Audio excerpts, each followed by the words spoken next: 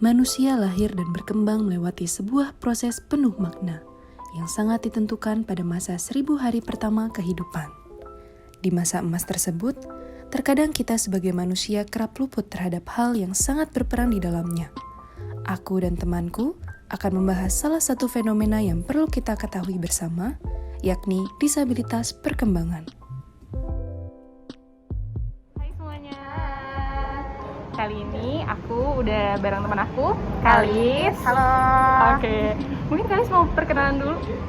Halo, aku Kalis, aku FKW 2018, sekarang lagi koas. Oke. Kelasnya di mana tuh? Sekarang lagi di stase ilmu kesehatan perempuan. Ilmu kesehatan perempuan. Tapi habis lewat anak kemarin. Nah, jadi Kalis ini salah satu teman aku yang emang punya interest di stase anak ya. Ya, amin. Amin. Dan kali ini karena sesuai sama tema kita juga, aku mau banyak banget ngobrol sama Kalis tentang teman-teman disabilitas perkembangan. Dan ternyata kaitannya tuh cukup erat dengan anak-anak. Betul banget, Amin. Oke, jadi kita bakal belajar dikit nih sama Kalis, soon to be doctor. Amin. Amin. Mungkin kalau kita kulik dari awal, Kalis boleh ceritain apa sih yang Kalis ketahui mungkin terkait disabilitas perkembangan itu tersendiri, dan kira-kira kalau dari segi fisik atau dari segi gimana mereka berinteraksi itu seperti apa, penyebabnya apa, dan kondisinya tuh sekarang seperti apa sih di Indonesia maupun di global gitu. Oke.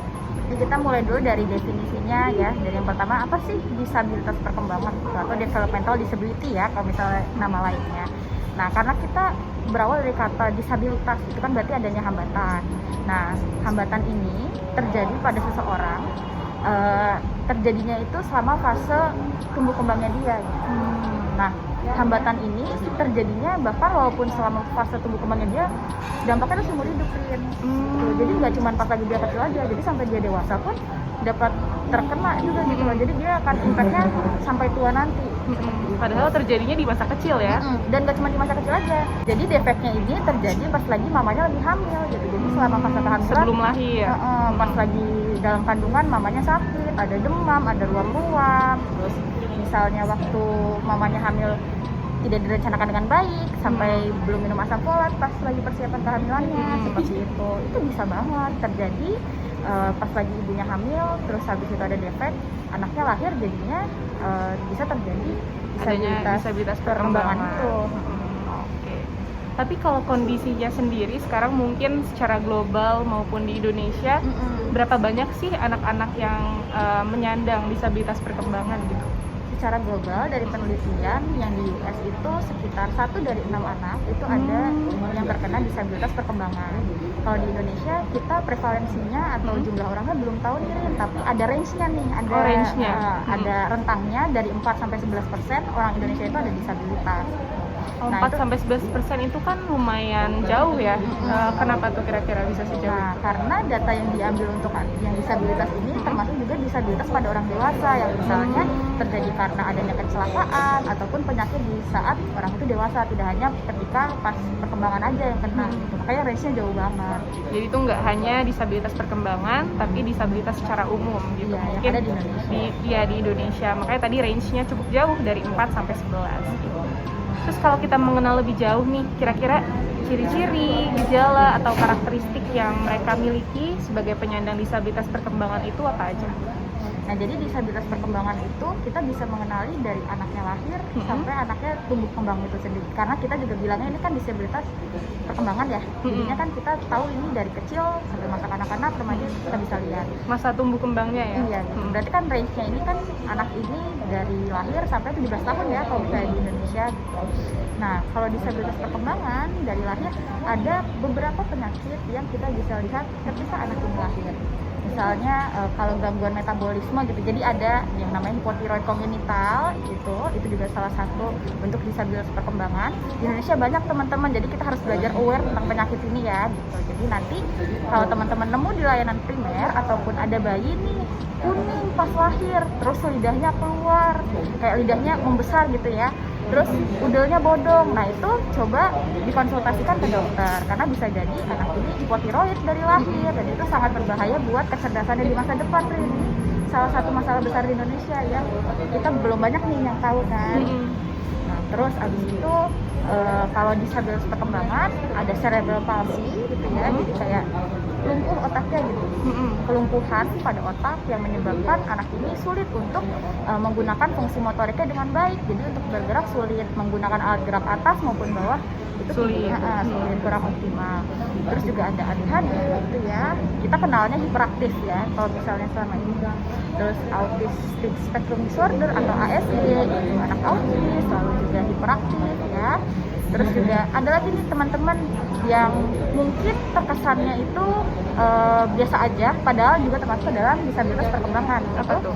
Disabilitas intelektual itu ya, yang IQ-nya rendah, itu kita masuknya ya karena ada kesulitan dalam proses belajar mengajar gitu ya ke anak ini. Lalu juga ada gangguan belajar nih, jadi kalau ada kesulitan belajar itu termasuk dalam Disabilitas perkembangan. gitu. Meskipun misalnya anaknya susah ngerti materi, itu bisa jadi salah satu cirinya juga ya. Ciri-ciri dari disabilitas perkembangan. Jadi kita nggak cuma dari fisiknya aja, bisa kita lihat secara langsung. Misalnya kalau tadi ya kita bahas hipotiroid, kita bisa tahu nih anak ini hipotiroid pas lagi lahir. Tapi kalau anak disabilitas perkembangan yang tadi gangguan belajar kan kita nggak ngelihat dia ada yang berbeda kan dari iya, orang-orang secara lain. fisiknya gitu ya. Betul. Jadi memang nggak semuanya begitu kita ketemu langsung jelas nih ini ada disabilitas perkembangan seperti itu. Padahal kalau disebutin tadi sebenarnya ciri-ciri mungkin yang bayi yang baru lahir itu mungkin banyak kita temukan gitu, tapi jarang terdeteksi atau mungkin jarang banyak orang yang sadar ya akan kondisi itu juga gitu. Jadi ini salah satu take home notes juga tuh kalau misalnya kita nanti sebagai orang tua, calon orang tua nantinya harus waspada gitu terhadap segala kondisi yang berkembang pada anak kita nanti. Tuh, selama kehamilan sampai kelahiran itu tuh sangat-sangat wajib buat kita jaga gitu. Jadi selama kehamilan harus happy, lahir happy, mamanya happy, anaknya juga happy juga gitu. Happy baby dan happy mama. Oke, nah terus tadi kan mungkin kita udah banyak belajar ya terkait definisinya apa, penyebabnya seperti apa, dan ciri-ciri yang dapat terlihat maupun yang mungkin dapat dirasakan itu seperti apa.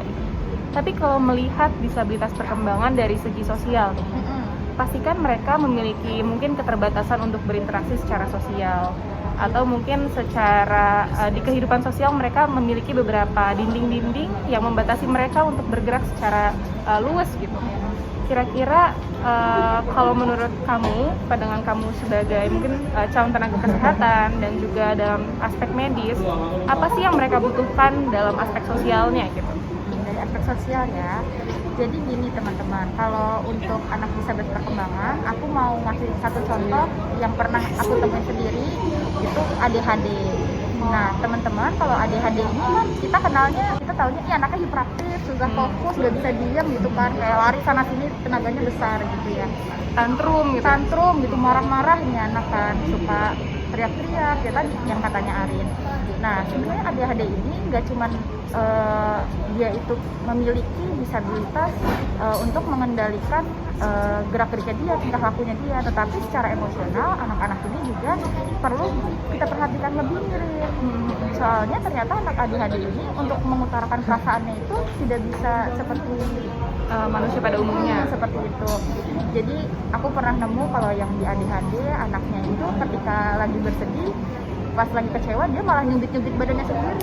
Nah kalau seperti itu kan kita awalnya nggak tahu ya kok ini anak suka nyubitin badannya sendiri, ternyata dia sedang kecewa, dia bingung gimana ya caranya aku bilang ke orang lain kalau aku tuh kecewa seperti itu.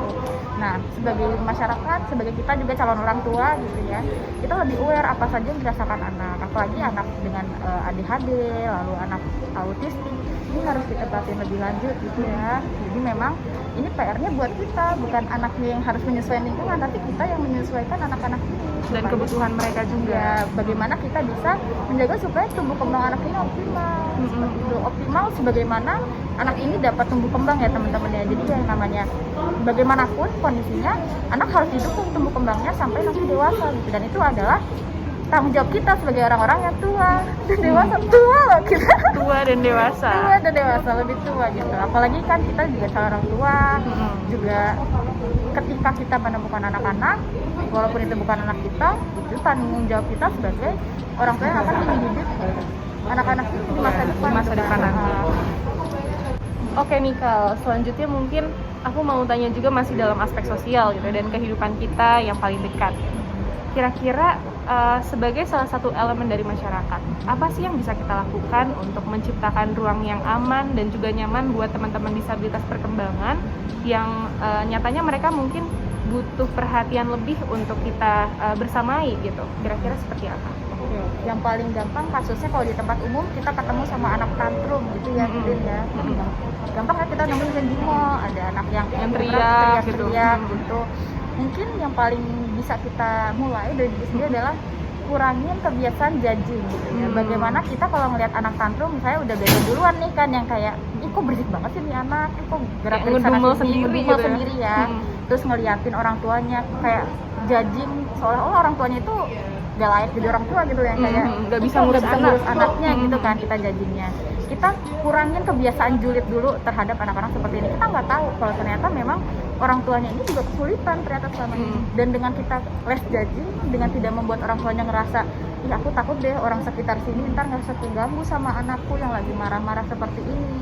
Itu tuh kita udah membantu dia dengan cara memberikan ruang dia untuk ya udah mengendalikan anaknya sebagaimana orang tua seperti itu. Jadi kebiasaan julid dan judging kita dikurangin gitu. Kalau misalnya ketemu sama anak-anak yang misalnya tantrum di jalan, bisa jadi memang anak ini ada disabilitas perkembangan, kita nggak pernah tahu seperti itu. Dan kalau misalnya nih di jalan ada anak yang gerak lari sana sini, terus habis itu ada berpotensi misalnya nabrak sesuatu gitu kan. Terus kita lihat ya udah kita bisa lindungi dia gitu.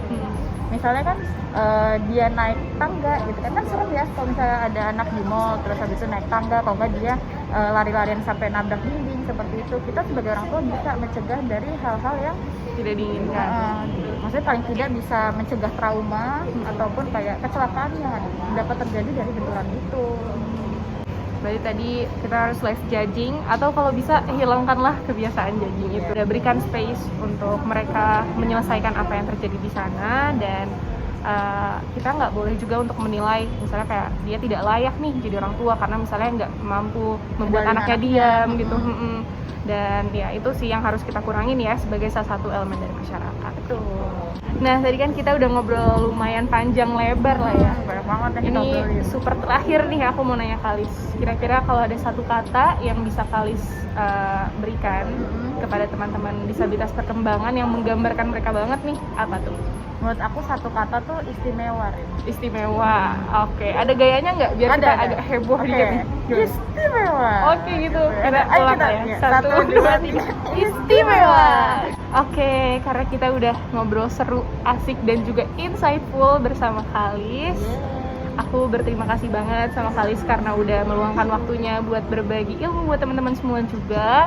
Dan semoga ilmunya bermanfaat. Mungkin dari Kalis ada 1 atau 2 kata-kata yang mau disampaikan sebelum kita tutup sesi ini? Udah deh, pokoknya intinya adalah kita harus menjaga tumbuh kembang setiap anak Indonesia optimal ya teman-teman, siapapun, mau itu anak kita sendiri belum punya kan sekarang, jadi siapapun ya, ponakan, mau tetangga, siapapun ada anak yang sedang tumbuh dan berkembang, ya kita juga turut bisa nih dukung tumbuh kembangnya dengan baik dan membersamai mereka juga. Betul. Ingat ada 3, asah, asih, dan asuh. Itu juga salah satunya. Asah, asih, dan asuh. Betul. Baik Kalis, calon dokter anak, kita doain bareng-bareng. Amin. Amin. Tumbuh dan berkembang menjadi seorang insan yang semakin dewasa, menyadarkanku akan pentingnya saling memenuhi sesama manusia. Berinteraksi, bercanda tawa, bergerak, dan memahami sesuatu dalam hidup ini merupakan kegiatan yang tanpa kita sadari nyatanya terbentuk sejak dini. Sebuah misi besar untuk kita, anak muda, untuk turut berperan dalam tumbuh kembang insan yang mulia. Thanks for watching.